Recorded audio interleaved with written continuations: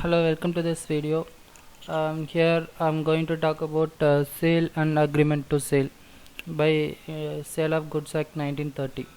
So here that sale and agreement to sale is not same.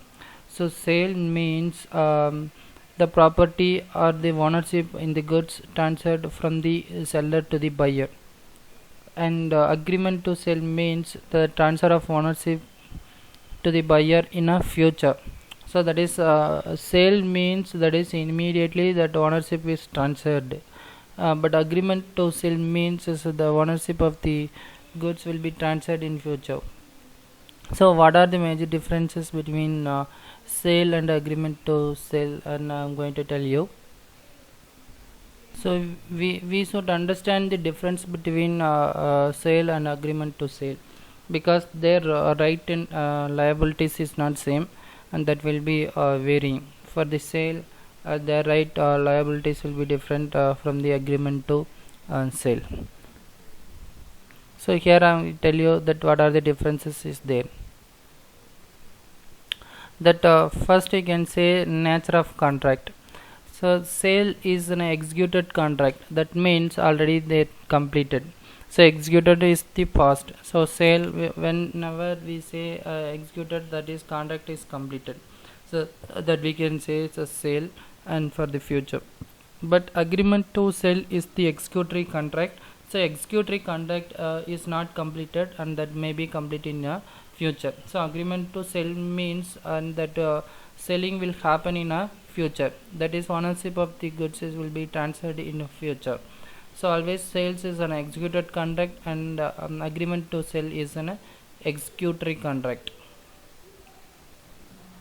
Next you can say transfer of property. In this sale, the property of goods from the seller to buyer transferred immediately, that is the ownership of the goods will be transferred immediately. But the agreement to sell, that the ownership of the goods will be transferred in a future date, that is the property in a goods possessed from the seller to the buyer at some future date are subject to the fulfillment of certain conditions. Next we can say, next is say risk of loss.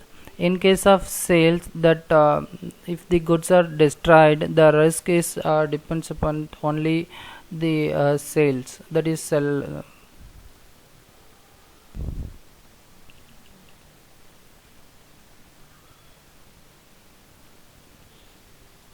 Next you can say it's a risk of loss. In sale, the goods destroyed or risk of loss falls on the buyer, even if the goods were in the possession of the seller.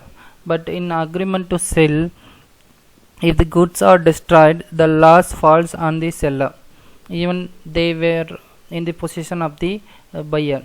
So that is here the loss will be the buyers, and but agreement to seller, the loss, suppose the risk of loss is related to the seller. Next I can say that consequences of the breach. In case of breach of contract, breach means refuse or fail to perform the contract. In case on the breach of agreement to sell by the seller, the buyer can sue the seller for damages. So buyer have right to sue the seller for the damages. But in the sale, the seller breaks the contract, the buyer may use delivery of the goods or for damages. That is, if the buyer fails to accept the pay for the goods, the seller can only use the damages for, and not for the price, even though the goods are in the possession of the buyer.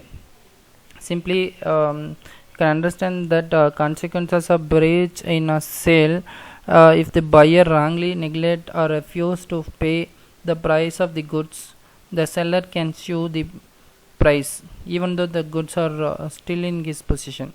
But in agreement to sell, if the buyer fails to accept the pay for the goods, the seller can only use for damages and not for the price. And then next, insolvency of the buyer. So who is insolvent? The person whose asset values, that liability values exceed the asset value, that I can say insolvency. In case of insolvency of the buyer, if the buyer is declared insolvent before the making the payment of the price goods, the seller is absence of lien over the goods will have to deliver the goods to the official receiver and can claim only the rateable dividend. In case of in agreement to sell, if the buyer who is declared as insolvent has not paid the price, the seller is not bound to deliver the goods, as the property in the goods has not passed to him. Suppose insolvency of the seller. If the seller is declared as insolvent in a sale, the buyer is entitled to recover the goods from the official receiver, as the buyer has the ownership of the goods sold. And in case of agreement to sell, the buyer who has paid the price cannot claim the title of the goods from the seller if he is declared as insolvent. Then we can say right of resale. In case of sale, the property is with the buyer as much as the seller cannot resell the goods. If he doesn't so, the buyer can recover the goods sometimes even from the third party, and the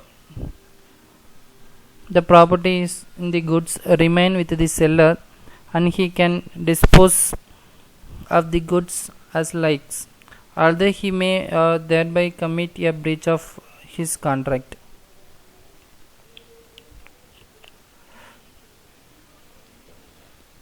So these are the major difference between the sale and agreement to sell.